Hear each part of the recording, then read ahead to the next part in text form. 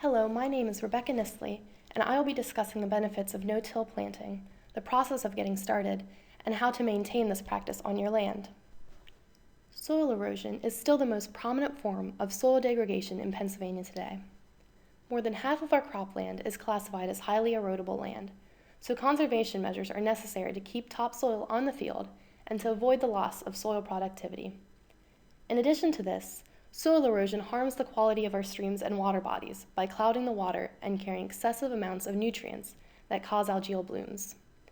No-till planting is a way to plant crops without disturbing the soil, which can greatly reduce the amount of erosion occurring on our farms.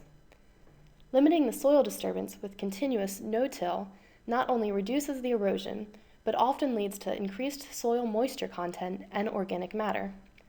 It can also lead to increased efficiency, is environmentally friendly, and is economically practical. This practice leaves more than 30% of the soil surface covered by crop residue, which protects the soil from the erosive energy of rain and runoff. For more information on transitioning to no-till, you're welcome to click on the following link that has been included in this slide. No-till planting provides a benefit to the soil which can be maximized as part of a complete cropping program in which crop diversity and cover crops are very important. In this system, living vegetation is maintained whenever possible, which helps to prevent soil erosion and also leads to an overall improved quality of the land. This is not a cure-all, however. Other practices such as contour farming, strip cropping, and grassed waterways are still beneficial for many farms and will often maximize the efficiency of the farm when used in combination with each other. No-till can work for almost anyone, but attention to practicing timely management is essential. It is very helpful to educate yourself by talking to other farmers and professionals who can help you form a plan which is well suited to your farm.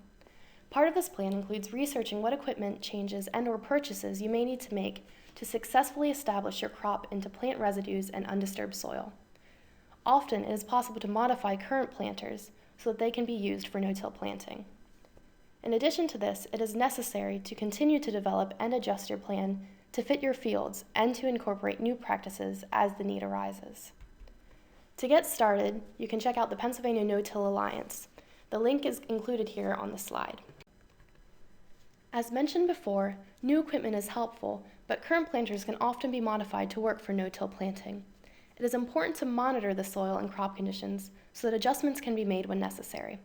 For example, a soil test will tell you which fertilizers and nutrients are needed.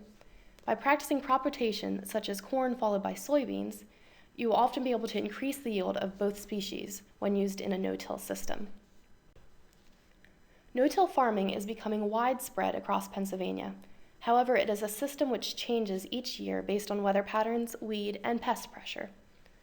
No-till is especially important for hilly or poorly drained farmland, and these soil types often benefit the most from such practices, which, when properly implemented, will lead to better soil structure and productivity. Increased costs associated with no-till may include additional or upgraded equipment and weed control with herbicides, which replaces cultivation. Luckily, these costs are offset by long-term savings in reduced fuel and labor costs, fewer nutrient additions, and less topsoil is lost through erosion.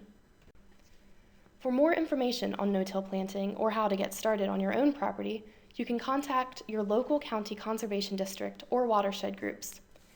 There is also a lot of helpful information through the Penn State Cooperative Extension and the Pennsylvania No-Till Alliance. You're welcome to check out the links throughout this presentation for more information as well.